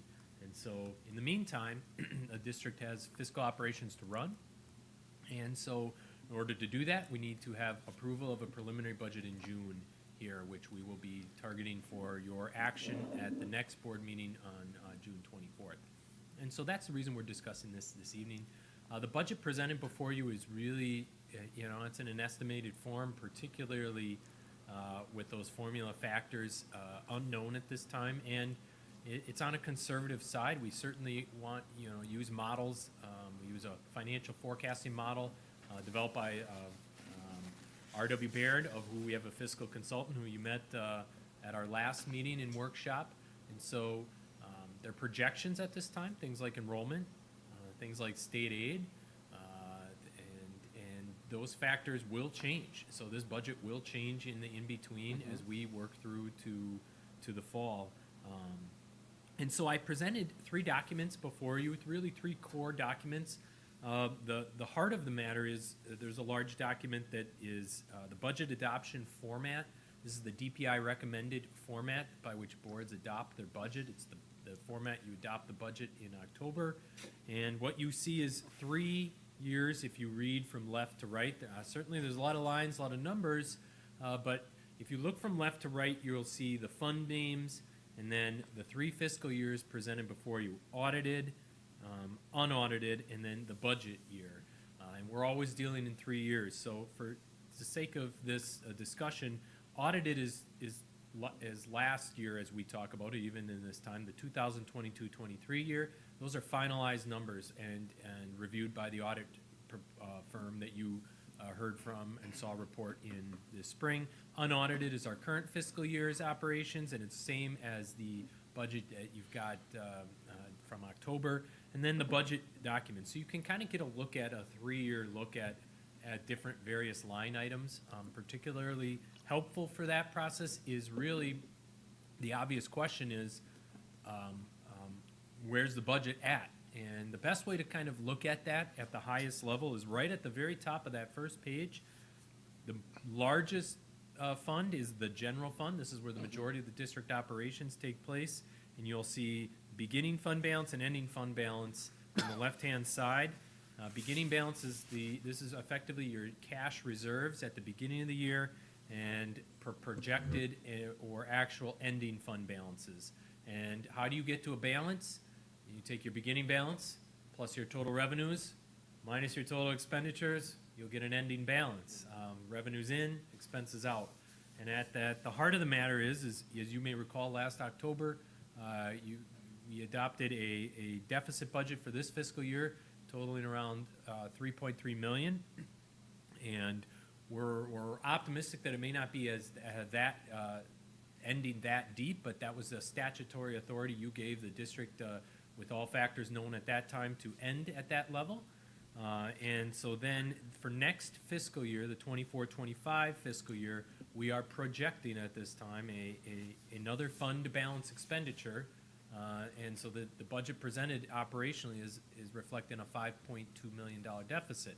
So without other changes, i.e. additional revenues in or expenses deeply reduced, that is what would happen to district fund balance. As you'll see, it would go to projected ending around 17 million. That's certainly, district's still certainly, most certainly fiscally viable and solvent, but that's the easiest way to sort of interpret this budgetary presentation. And also in it, in the later pages, are the various budgets by fund. As I've mentioned before, different fiscal activities in a district have to be accounted for in specialized funds. We almost always are talking about Fund 10 and its relationship with Fund 27, which is the special education fund. But you have a debt service fund, you have a food service fund, and you have a community education fund. And those funds operate independent of the general fund in terms of the budget. And so with the projections, as you see, you operationally, we're looking at a deficit. This is something Dr. Flegg and I spoke out with the media this morning on, and that's really largely due to a combination of two real primary things. Although the district received a pretty significant increase in state support in the last budget biennium, we're going into the second year of a budget biennium. So we're not planning for any additional state action in terms of increased funding from the state legislature or the governor. We know that factor, and that's presented in the revenue limit formula, which I'll point out, our per pupil numbers. So without that, or with those known factors, we pretty well can get a pretty good shot at our big revenue number. And one of the other big revenue side pieces that is falling away, as we've talked about, is federal stimulus funds, particularly out of the pandemic. And the majority of districts in the state of Wisconsin received federal stimulus funds, and we received quite a few, and largely the district has been buoyed by that influx of revenues. And with those going away, that's a pretty significant fiscal sort of cliff that the district's facing. But it's not all as if there was all additional new spending with those funds. The previous budget biennium had effectively held and froze some of state support for school districts with the idea that there were federal funds to support the district, and that's exactly what we've done. So the reality was the majority of district federal stimulus funds kind of went to the areas of maintaining staffing and support to meet the needs of students transitioning out of the pandemic back to in-person learning, and that's just the reality of it. And so it's also allowed the district to do some things like you saw this evening, put into some support for our technology plan. I mean, not all, not completely, but that really allowed us to make some pretty significant gains in those arenas. And so to continue those, to continue the educational programming that we face or are delivering, that projects higher on the expense side. In addition, we're experiencing inflationary pressures. As those of you, as we've discussed, the consumer price index, the CPI, that really governs the wage increases for public entities, has been higher than it's been historically, but yet still, as you also heard tonight, and I'm not trying to make any particular case, there are still wage staffing challenges across the district in terms of filling positions, and we continue to grapple with that. And we talked about that, Dr. Flegg and I, the inflationary pressures of maintaining and attracting staff to work here. And so those two factors on the revenue side and then that expense side, inflationary side, has really put the district kind of in this situation. And so I know we've discussed this. We discussed this, you discussed it, I should say, at your last meeting. What options does the school district have? You either plan for or discuss increasing the revenue side, which is what we presented in a workshop just for informational last meeting. Referendums, many districts have gone to this. There's record numbers continuing to go in pretty large amounts simply because they're facing the exact same fiscal situation that we've kind of outlined. Or you have real extreme, frankly, fiscal expense reductions. And so, you know, we're not asking you to make a decision this evening. There's no fiscal emergency here, although we'd be remiss not to talk about it tonight for your point to plan for and discuss how we can move forward with that. And so with that, I guess that's my point. I'll pause at this minute. Dr. Flagg, I can turn it to you. Before we field questions from the board, I just want to have Mr. Gerlach respond to a couple things. You know, this morning I was on the radio with Mr. Stensland, and he asked the question: Are we in this, you know, this deficit because of the football stadium at the high school, the athletic, you know, the athletic stadium at the high school, and/or the baseball improvements? I'd like Mr. Gerlach to respond to that, 'cause it's important that we're all, you know, that also for our viewing audience to understand that too. So, Mr. Gerlach. Great point. Out there, no. As you recall, those projects, those capital investments and expenses were one-time expenditures, meaning I gave the analogy on the radio this morning as if when a homeowner says, I want to build a garage, they build a garage, and it's a capital expense. It can be significant, but it is not an ongoing large significant capital expense. There are some smaller side operational expenses related to that, but what we're talking about in terms of our deficit for the next fiscal year is really, really ongoing operational expenses. Most notably, the inflationary pressures and the fact that revenues have not kept up on the inflationary side. And so I think that needs to be real clear.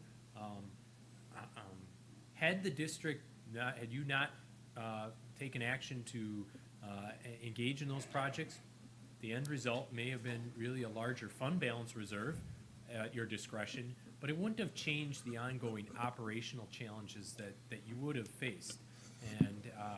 And those are really due to the revenue limit formula, declining enrollment, and just the fact that inflationary pressures are really strong right now. And I don't attempt to make an excuse that way, but if that helps paint that picture, I hope that helps with that conversation. So, a question, so do districts ever use their fund balance? Now, I know this is not feasible, right, because these costs are ongoing, my question is, do districts ever use their fund balance to help them out for a year is my first question, I guess. So, Mr. Gerlach, did you hear that? Yeah, I heard you, Mrs. Motor. The question I'll state again is, well, do districts elect to use fund balance for operations as a one-time sort of stopgap? And the answer is yes. I think you'll see is, I don't know, as districts adopt their preliminary budgets, you'll see many districts in the same boat that we're in, saying, you know what, we're going to float for a fiscal year and plan for either operational referendum or pretty significant expense reductions. You're seeing a lot of community surveys go out to see, well, what is a community, what would the community support or not? And those are the types of things that we would frankly recommend to engage in that conversation. So yes, the district's fund balance is of a nature right now that it can take this at your discretion. It's something you would, by voting on, say, yep, we're willing to do that for a year. But as you can see, if fiscal year ends next year with 5.2 million deficit, you'll be around 17 million in fund balance. I still don't think we'd be in a short-term cash borrowing scenario, but another year of increased expense at 5 million, you would deplete it relatively quickly within a matter of a few years. It's not that dire, but it's certainly something to be keeping your eye on. It's kind of a one-time lever for you to pull, and then face the prospect of increasing revenues or decreasing expenditures. So it's a one-time Band-Aid if we need it, but it's not something we could carry forward with. My follow-up question with this is, I just want to make sure I heard you correctly. Last year, were we in a 3.2 deficit on our budget? This year, 5.2. Can you talk a little bit or help me understand, did we kind of, from last year to this year, did we kind of hold our breath and try to make it through another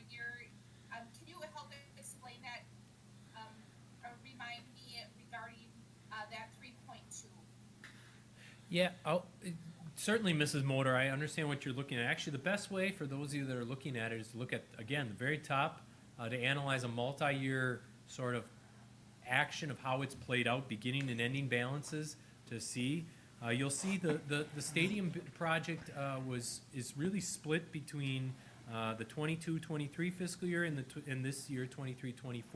You recall that commitment was expended over these 2 years, and so although we planned for that to be a deficit budget in 22-23, you'll see you had a slight increase to fund balance, meaning through a variety of factors. In a large district, we have staff changes at different points in the year, and we do try to budget conservatively.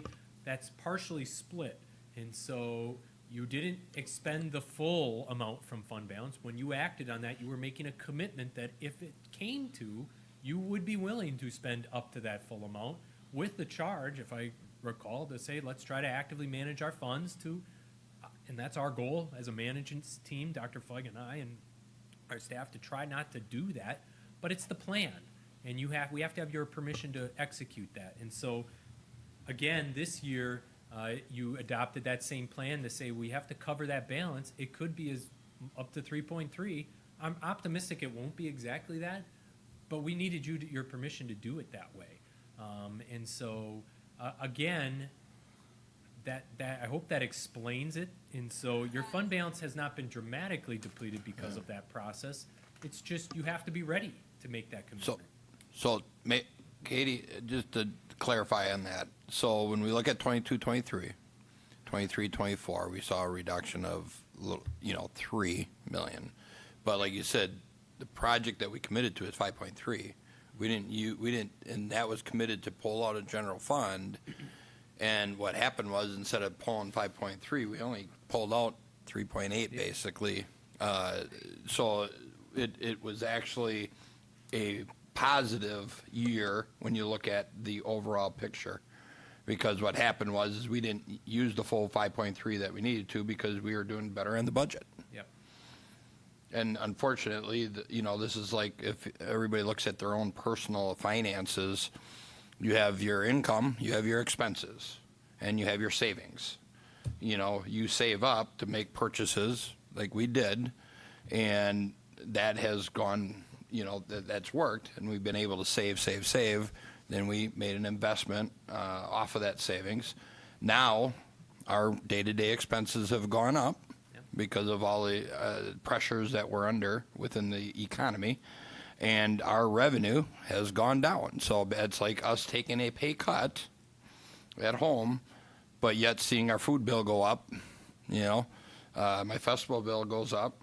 Todd, throw that out there. But also my utility, all your other bills continue to increase, just like ours is doing, with wages being and benefits being a large portion of that. That's what we do. But as you can see in the market of employment, we have to increase those expenses to stay competitive, to keep good employees too. The challenge we have is we have no way, like if I'm at home working, I can go get a second job if I want to increase my income, or I can go get a different job that pays more. In our environment that we live in as a school district, we don't have that opportunity to go raise more revenue because the state handcuffs us and says no. So we have a revenue issue. I would say, some people might push back and say, well, you could cut expense. We've been pretty pushing and squeezing every which way we can on the expense side of it, and we're getting to the point where we can't squeeze anymore, if we want to deliver a good product of education, is what it comes down to. Yeah, that's helpful, Mark. Thank you. And thank you, Mr. Gerlach. And so that, again, going to my original question, so we could, as, again, putting it in your terms as if it was my house or my own personal, I could go into my savings and pay off my debt for the year, but that's not sustainable because I can't go into my savings each time because pretty soon the savings won't be there. Correct. Which is our fund. Okay, thank you. That's very clear. I just want to make clear to the board right now with the fund balance thing, and Mr. Gerlach, please interrupt me here if I'm incorrect here. fund balance is, we basically can probably, given what we're projected to be at, can do that once. And here is why. We don't want to get into short-term borrowing. No. And because that is costly to the district. Am I Especially- correct with that, Mike? Especially in there's today's a lot- environment. There's a lot to that. Obviously, the district, given its fund balance position several years ago, the buildup allowed for favorable credit borrowing that saved the taxpayer millions of dollars of interest avoidance by having on the capital referendum work. I mean, it was really an incredible interest rate environment time. But even in light of that, the net rate was less than 3%. It was like 2.4 or 2.5, or so. If don't quote me exactly on that. And that's only several years ago. We certainly wouldn't have that now, and many districts are not experiencing that now with their capital funds. But that was largely due to our fiscal health. It's a measure of fiscal health, and so it allows you to not have to take urgent actions like immediately scheduling of referendums, immediate borrowing for cash to meet payroll needs. And so, yes, Dr. Flay, it's a long way to say it really is a one-time scenario. And the state budget's governed on 2-year cycles, which is why we really the formula factors are the thing to get really from a board perspective thinking about. And you heard Mr. Hayeski from Baird talk about that last meeting. At some stage, without change to the state funding formula factors, meaning not tied to inflation, always at a 2-year sort of discretion of the legislature and political forces, which we're certainly grateful. The increases of low revenue ceiling have been really life-saving to the district and are reflected in this budget. It's just, we probably need to see that, some level tied to inflation. You may recall, the per pupil increase is $325 a student on the revenue limit, but if it had been tied to inflation, it might be $2,000 to get where we need to. It's not to say that 325 isn't very positive. It's great. It's just, it has not kept up with the inflationary demands that school districts are facing, and declining enrollment, yet very unique new challenges that are extremely cost intensive. Students with special needs, English language learners. I mean, the types of programs that we are brainstorming about trying to meet educational delivery in the current era there's challenges with that. But we do think it's working. As the results, I think, Dr. Flagg and I talk a lot about the investments that are being made have been really positive for student achievement. And so I think that. We believe that. It's a matter of, my job is to present to you all things the same. This is probably where you're going to end up, and you need to consider how you're going to address that. Dr. Flagg? I think the purpose of the workshop tonight was to give you, we do this every June, we give you an overview of what the budget is. We know because we have to continue with operations. And it's not to make a decision tonight on next steps. It's merely trying to just we're going to keep bringing this back to you all, keep the forefront of our work over the next 6 months to determine next steps of what we will need to do. And as I said on the radio this morning, one of the things the board, I can't decide that we're going to go to referendum. This is really a board decision, and the will of the board is really important to us, and we will, as administration, we will go with the will of the board. The board wants to put off a referendum, say go make some cuts, we can do that, or we want to go test the waters on a referendum, we will do that. So I think it's just, we want to keep, this helps also with the viewing audience, and as I said to Mr. Stenson this morning on the radio, I said, Mike and I are going to keep coming back every time we are having a budget workshop. We were both here in the studio this morning just to continue the conversation, to help inform the public as well as our viewers on this going forward. So, Any other questions with the budgetary process? Our population is changing its complexion. That's the best word. We're having an influx of people who are not English speaking as their primary language, and as a result, that is contributing to a degree to the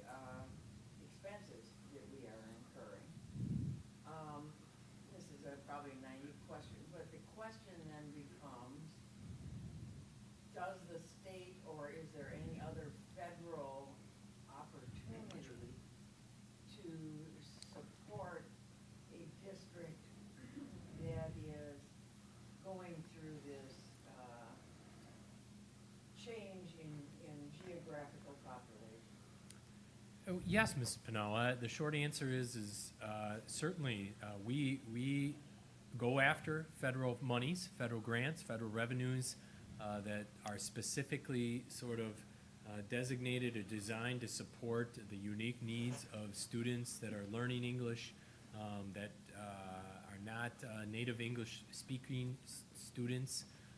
Much like with students that access special education, they're really almost exclusively federal grants, and you know the unfortunate part is a lot of times those monies don't outstrip the pace of the need and the demand, and so could the state certainly from Madison add more funds to that, very specific funds for those needs? Certainly, and I think through this process, there's an advocacy thing that I think is always important to say, these are the needs we're experiencing.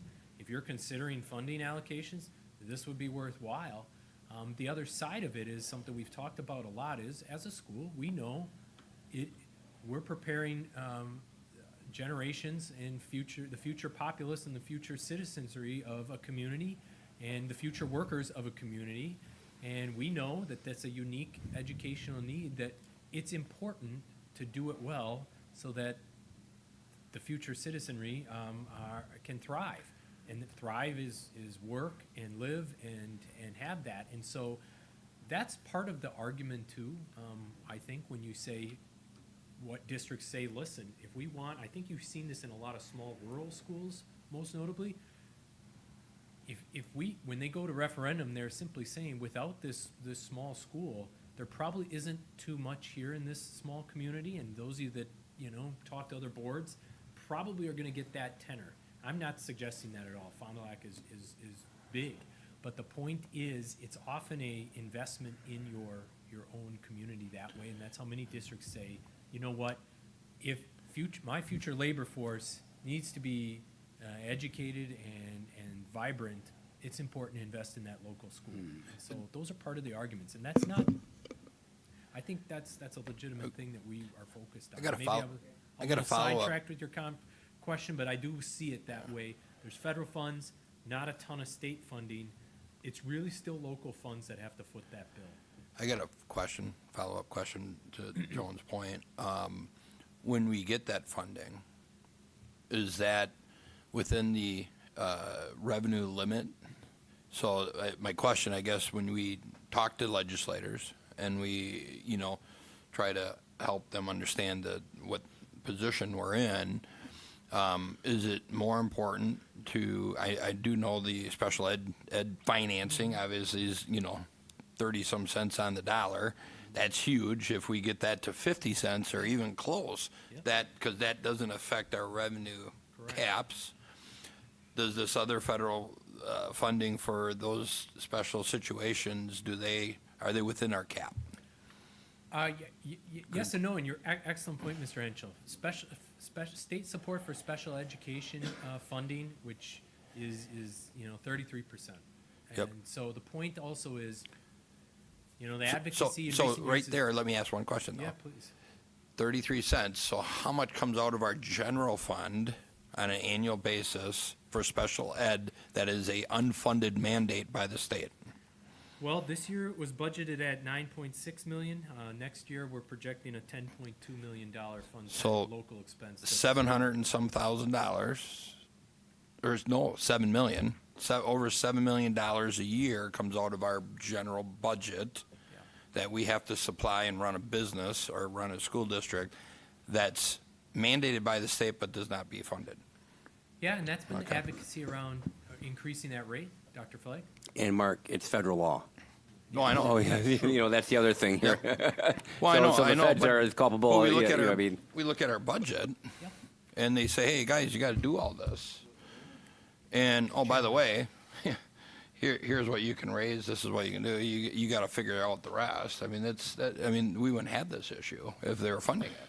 Is what I'm trying to get across. And there were increases to it, and we are optimistic to continue to advocate. I mean, the arguments, you may see the different budget proposals. It's like anything. They start in different ends, and they end in a middle area oftentimes. It really is in the budget negotiation sessions. If you go to the Joint Finance Committee, we've gone in the past, and you know, so given the cards here that we have, that's where it sits. Yeah. For English language, there is a part on the revenue limit. You can have a transfer of service to increase costs, but that transfer of service just allows you to increase your local tax levy.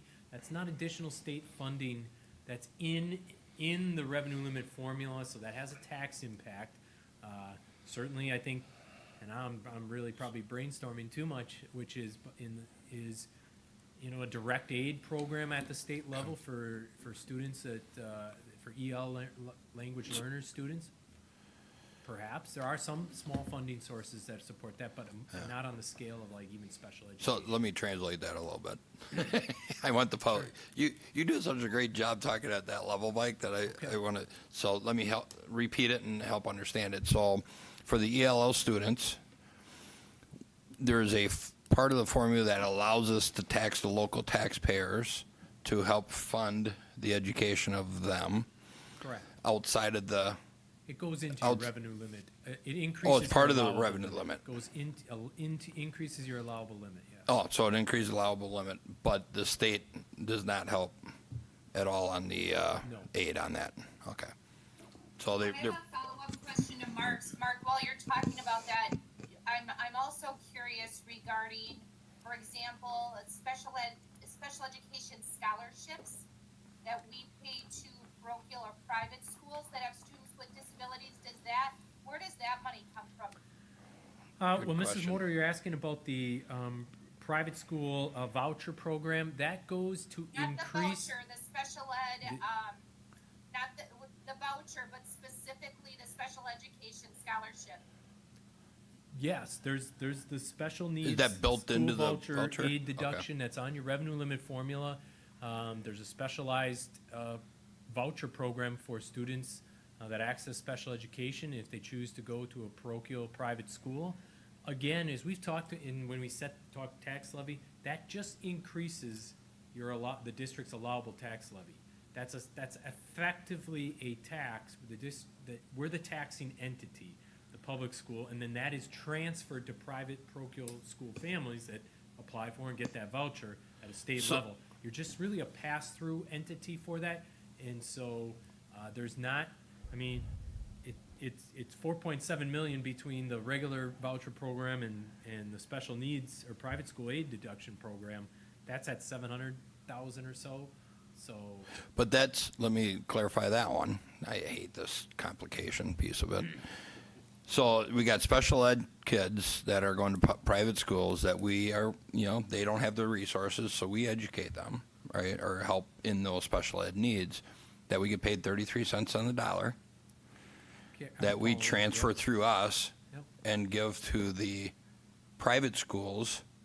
Are they only getting 33 cents on the dollar on that funding?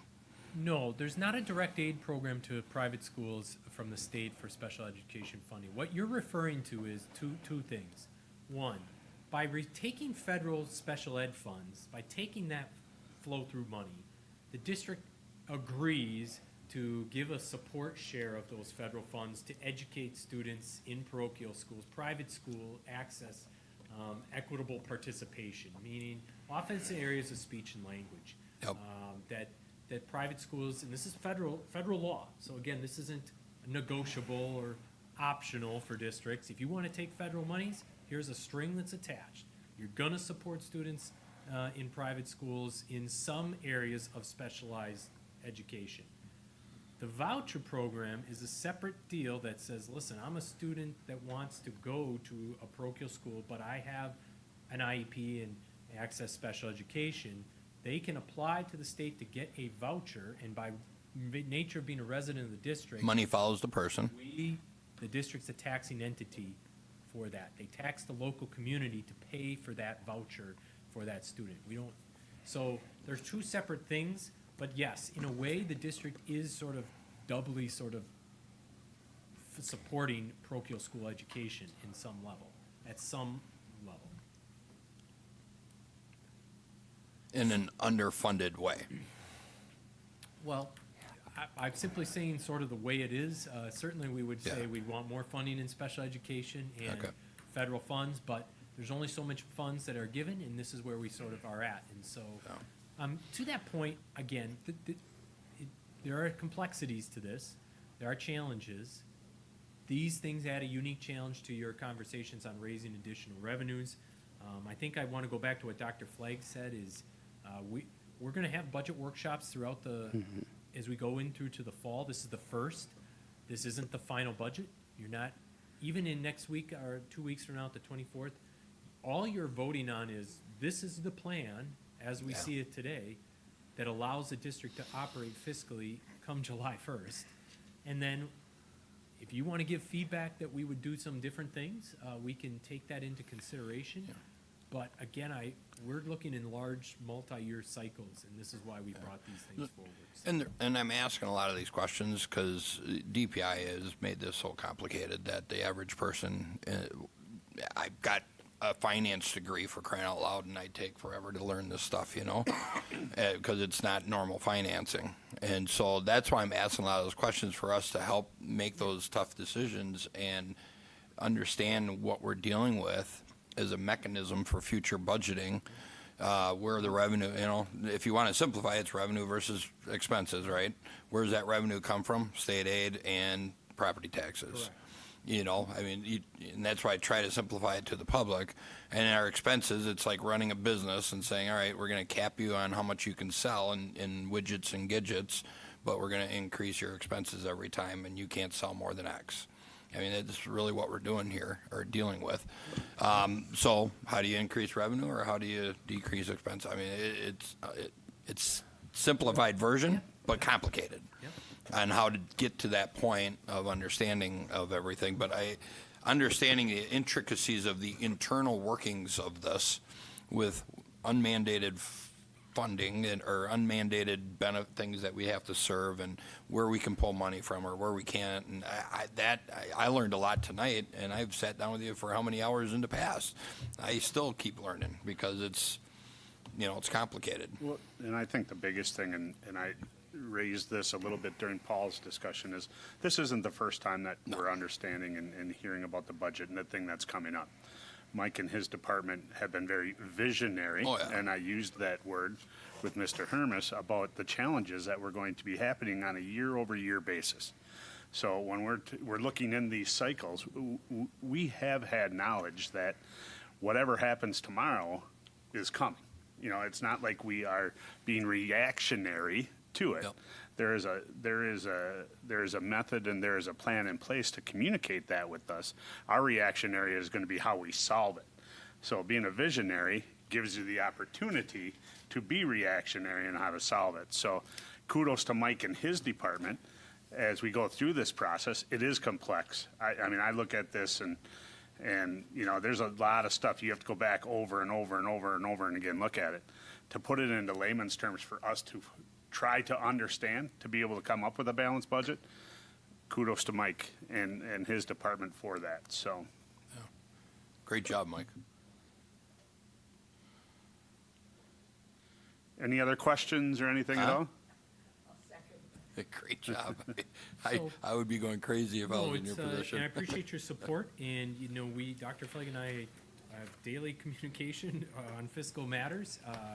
And we've discussed this. We discussed it as an administrative team. And, you know, certainly we want to be responsive to your questions and needs as a board. Again, just this is the beginning. It's a preliminary budget. It will change as we move through to the fall. And if you have any questions coming out of this, please just feel free to contact me, and we'll answer them. One quick question. What are you projecting on enrollment next year?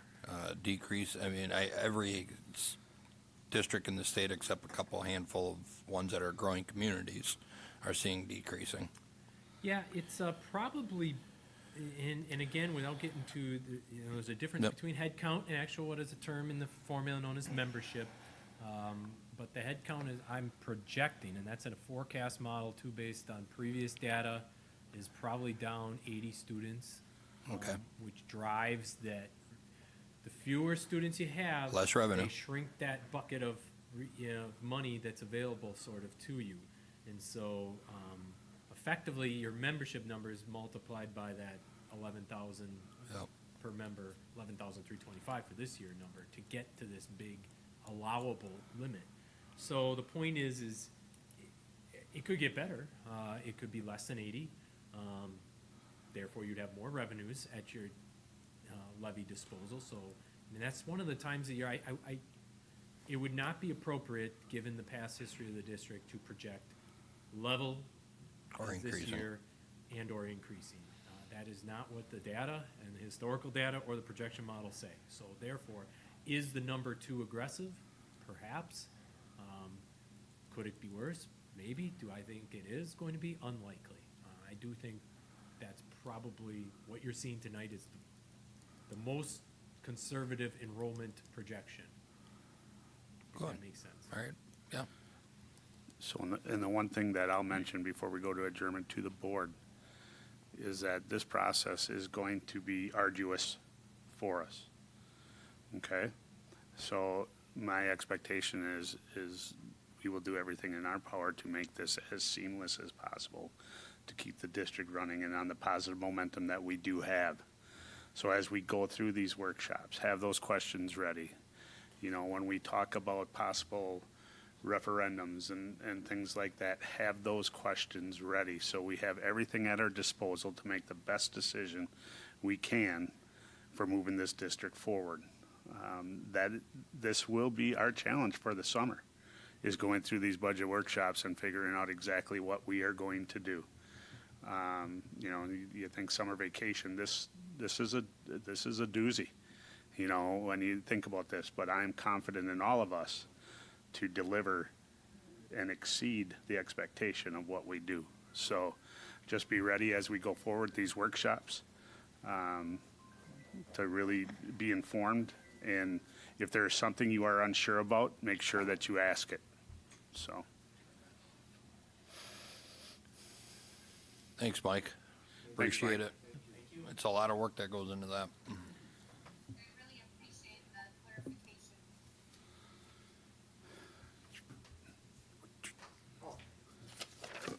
Move the board adjourn the workshop. Second. We have a motion by Mr. Godfrey, seconded by Mr. Henschel for adjournment of the workshop. Can we have the roll call, please? Godfrey? Yes. Henschel? Yes. Horth, yes. Lavrens? Yes. Motor? Yes. Panow?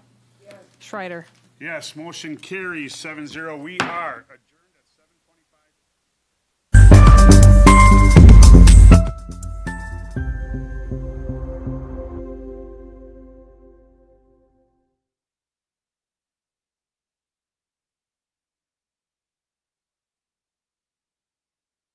7:25.